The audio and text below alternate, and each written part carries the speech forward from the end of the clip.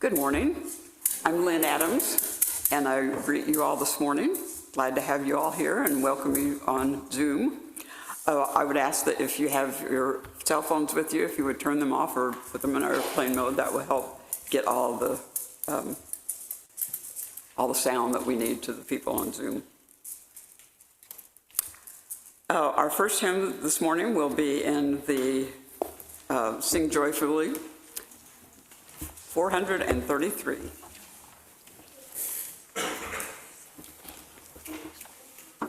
Stand as you are able.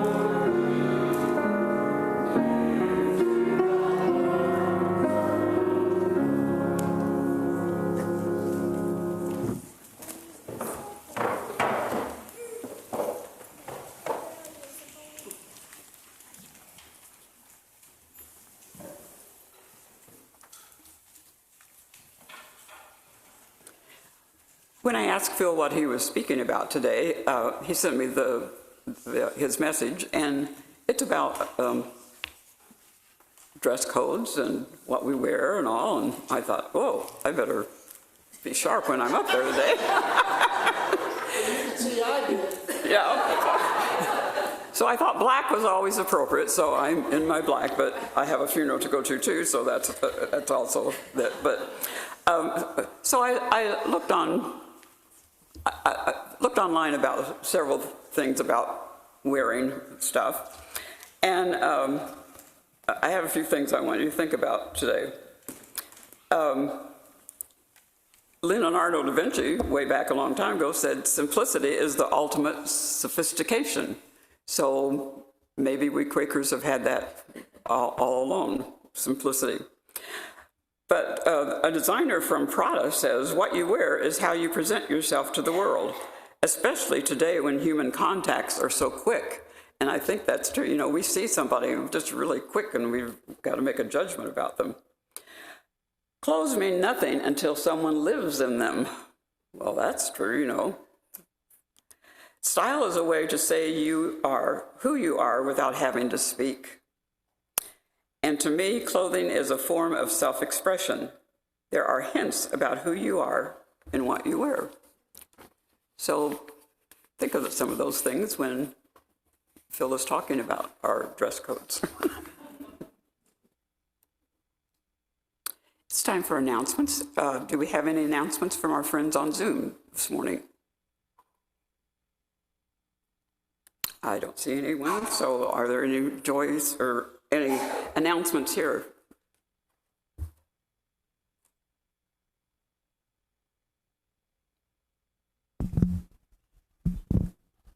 Sandra Hayes Hartman here. Hi. Announcement. The Indianapolis Philharmonic Orchestra, for those of you who like classical music, will have a major performance on the 19th of May, a Sunday at 3 o'clock. And I might tell you that I have put in at least 25 hours practicing that music.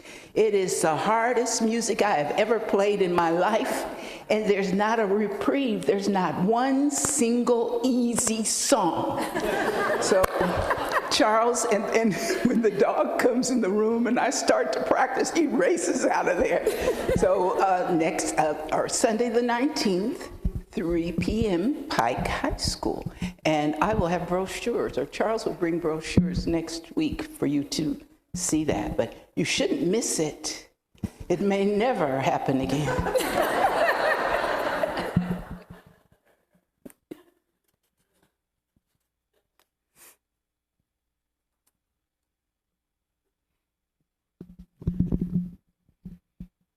Well, if you're in the mood for music and you can't wait for Sandra's performance, I have a gig this afternoon at 3.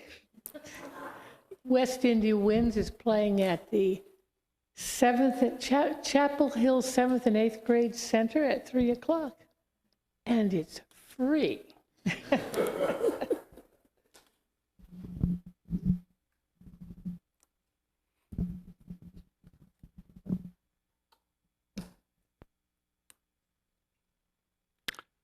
A prayer for our community and beyond. Oh God, we are mindful this morning of the many dimensions of life, of those near and dear to us who experience joy and happiness at the accomplishments of their family members, at those who struggle with illness and the suffering of those they love. Oh God, we lift them up and we remember them and we hold them in your merciful light. Our thoughts turn in this season of accomplishment with our graduates. Our thoughts turn to our campuses, roiled this week by protest.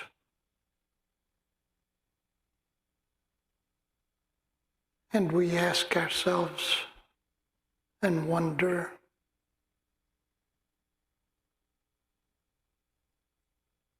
what has been lost in us?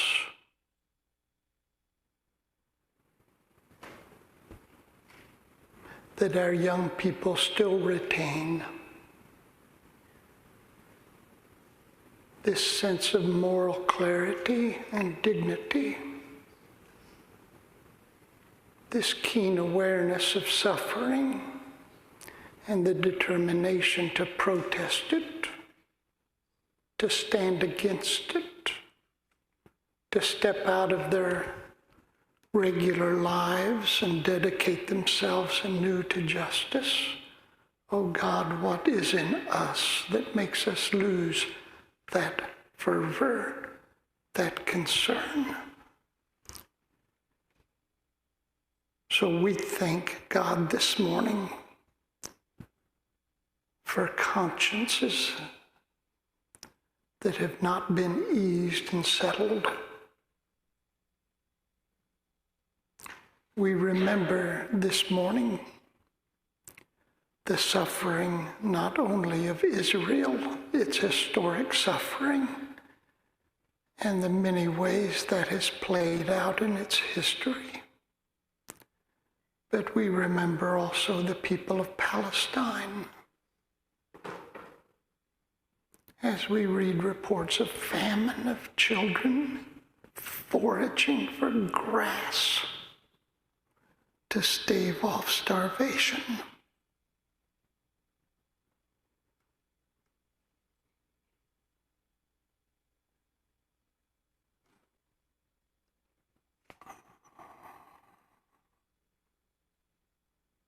Oh God, make us always and acutely aware of the pain others experience.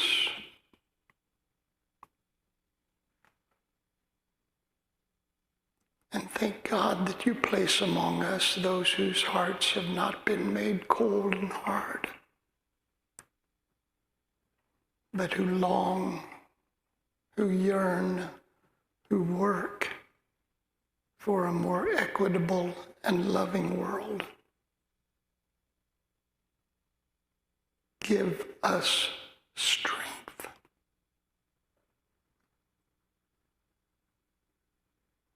Both moral and spiritual,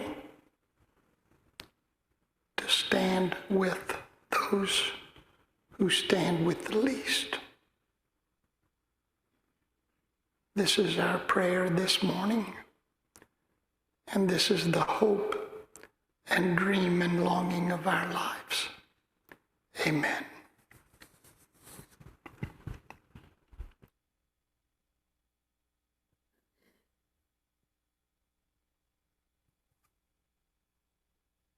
Let us now gather our food that we then share with those in need. If we could have some people with good backs come forward to collect food.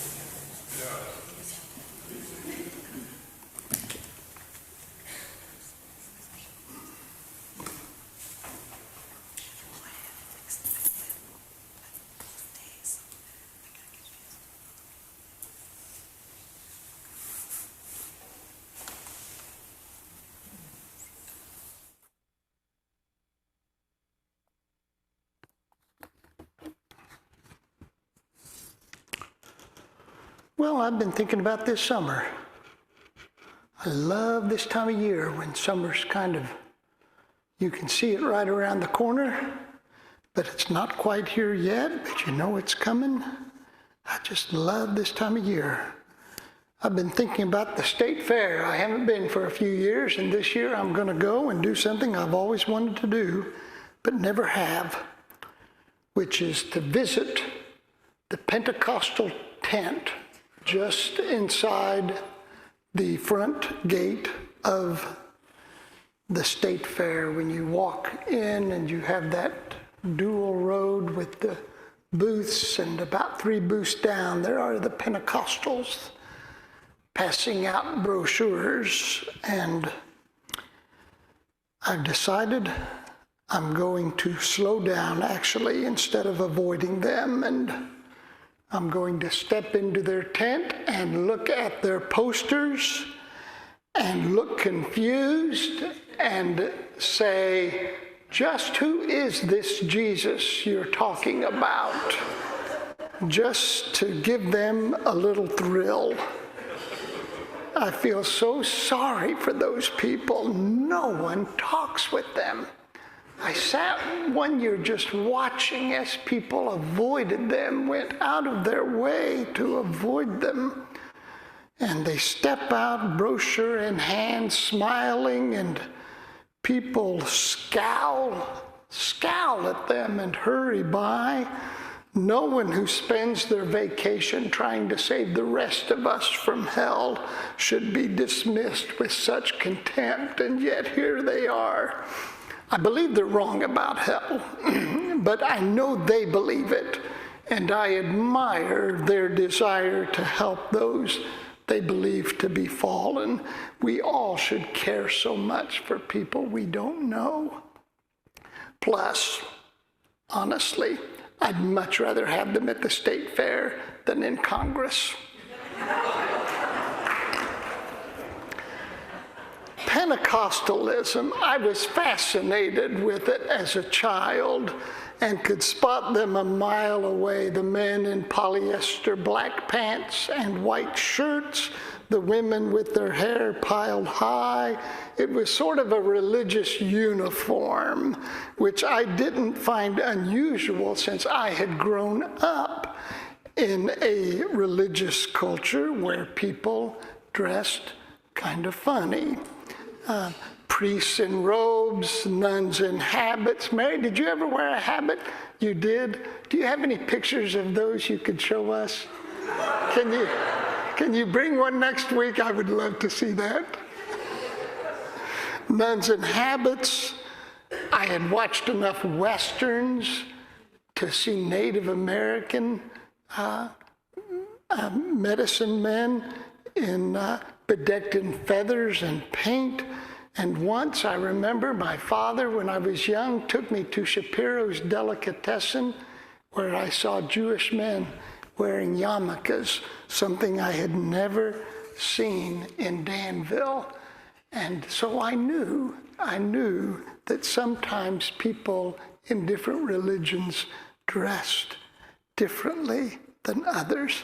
This was confirmed when I became a Quaker and learned early friends wore distinctive garb, generally dull-colored, spare and featureless clothing, no lapels for the men, no ruffles for the women. We were called, in fact, a peculiar people because of our appearance, which after a while we began to take pride in. And what had been a freely chosen expression of simplicity became a required standard by which we were judged and consequently judged others. We friends, when considering our spiritual history, our spiritual ancestors, have much to be grateful for. I've made that clear over the years. But there are also moments, if we're honest, that give us pause, that cause us to wonder what in the world early friends were thinking. So today I want to talk about, as Lynn said, the Quaker dress code and the inherent risk of judging the quality of one's spirituality by their attire. Just this week, I saw a video clip of a conservative pastor in North Carolina who's an older gentleman. He pastors a large megachurch there, and he was railing against the God Bless the USA Bible, which made me love this guy. I thought so well of them. But then after he had done that eloquently and powerfully, he launched into an attack on casual clothing, condemning those in his congregation who didn't wear suits and dresses to church, which made me think he was a little crazy, or as my cousin Matt always says, that the cheese had maybe slipped off his cracker a bit. I don't think the great divine spirit of the infinite, impenetrable cosmos spends much time thinking about fashion, but it's clear we humans do, given our tendency to equate faithfulness with attire, a still common practice in many religions. Hijabs and burqas for Muslim women, dresses, head coverings for Amish women, cassocks and robes for Christian clergy, turbans for Sikhs. I once spoke at an Episcopalian church. I wore a suit. I knew this was going to be high church, so I wore a suit. And when I arrived, was told by the priest that I needed to wear a robe. I said, that is against my religion. Sometimes our religion isn't so much about what we wear, but what we decline to wear. An Episcopalian woman came up to me afterwards. She said, you looked absolutely naked up there. I said, well, I hope that was a pleasant experience for you. Now think about this. Here we have a religious movement, the Society of Friends, that placed such an emphasis on outward appearance, since in every other way we prized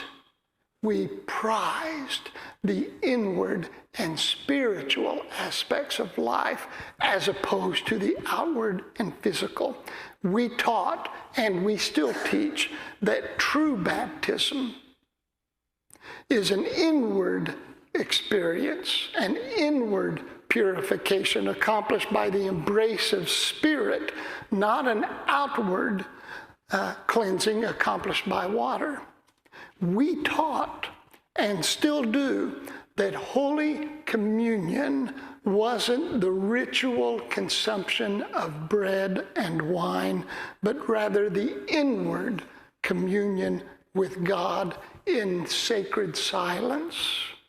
But then, when it came to clothing, we did an about face and said, nevertheless, we think it best to have a uniform. Women, no ruffles on your dresses, no bright color in your clothing, no makeup, no jewelry. Men, no lapels on your jackets, and purchase a black broad-brimmed hat. Buttons should be plain, shoes simple, preferably Birkenstocks, all clothing dark and plain. For the best part of 2 centuries, we punished or excluded friends who failed to meet our exacting standards. Because here is the truth, that once we start despising, once we start snubbing those who are just a little different, there'll be no end to it. There'll be no end to it. There'll always be one too many buttons, one too many fresh opinions, one too many original thoughts. First, we are told what to wear, then we are told what to think. Have you noticed the plethora of red hats lately? In the past month, I've had the occasion to hook up with 2 people I grew up with but hadn't seen in decades. One of them, a man, was very popular when we were kids, very athletic, grew up to own his own business, made a lot of money, still has, to my great envy, a full head of hair, and is fit and well-dressed and handsome, looks like $1 million. He sent me an invitation to be his Facebook friend, so I accepted it and clicked on his page and came face to face with a litany of racist, ugly posts about immigrants and college protesters and trans people. It was nasty, nauseating stuff.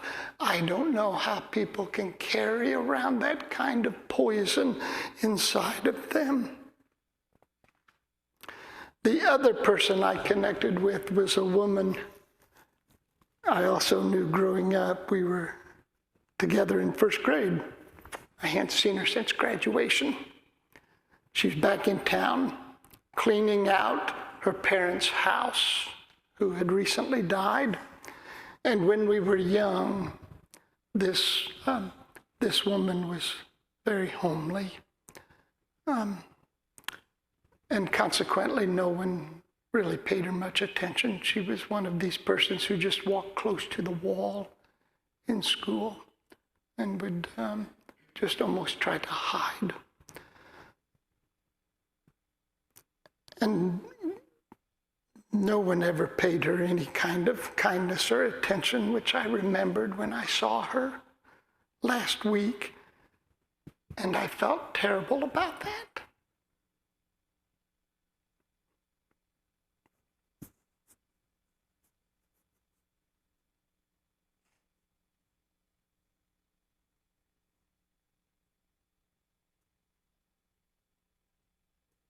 So I told myself, I'm going to talk with this woman and learn all I can about her.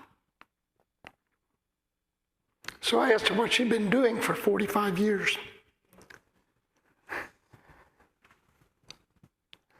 And it was powerful. She had built this beautiful life for herself, for her family.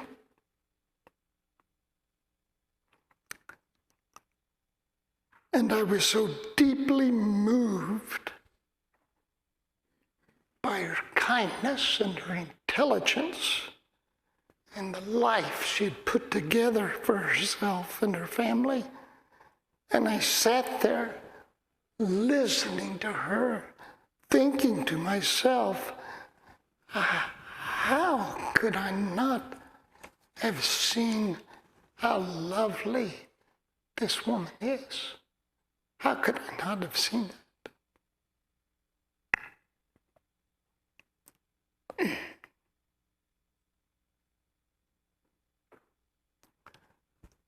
Look deeply. Friends, look deeply and look beyond. It isn't the clothing that reveals the person. It isn't the uniform. I have learned, as I know you have too, that more often than not, saints are found in rags, not robes.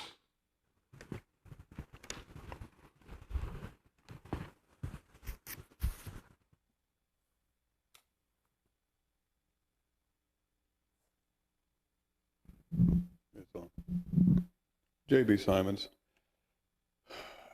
you may not know that a lot of times the U.S. Army prepares what's called division books about the exploits of their division through time. My father had one of those books, and in the pictures was a picture of the liberation of Dachau. We had a lot of conversations about that, because when I was in Vietnam, I used to do medical and dental work at a 43,000 POW camp off the coast of Vietnam. Being able to talk to someone who was there at Dachau, the liberation. Fast forward 5 years ago, I was in Dallas. I went to the Holocaust Museum there, and there was a little guy sitting at a table selling books. he had been a prisoner at Dachau. Kind of closes that gap, doesn't it? We can fix ignorance with knowledge and education. And I hope some of these children that are rampaging around the country can get fixed from their ignorance.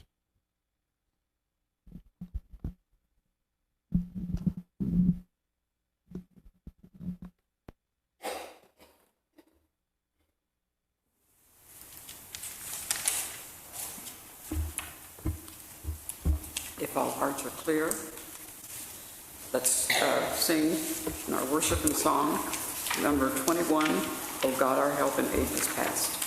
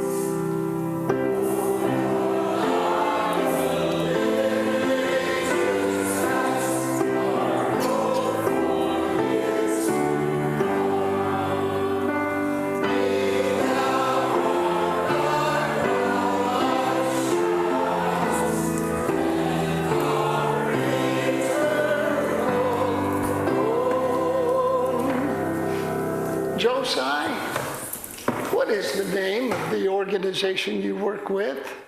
Center for Interfaith Cooperation. Center for Interfaith Cooperation. So they had a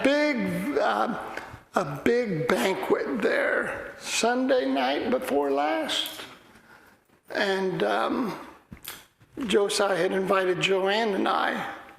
And when we got there, we were greeted with bad news that the person who was being celebrated got to pick the diet or the meal, and it turned out he was a vegetarian. So I went into it with some trepidation right off the bat. But as soon as I arrived, I saw some Jewish friends of mine who I really love and admire. And we got to talking with them about the Palestinian issue and everything that's going on in Israel and Gaza on October 7th and the aftermath of all that. And my Jewish friend said something that I've been thinking about ever since. And they said it is possible to have your heart broken by two things simultaneously. And boy, isn't that the truth. I can't imagine being where your dad was. Can't imagine that. And I can't imagine being where those Palestinian kids are today. I can't imagine that. I wouldn't want that for any child. I wouldn't want that for my grandchildren. And I wouldn't have wanted 1940s for my Jewish friends. Always, always, always in life, as Quakers, we are called to find always in all people the presence and light of God,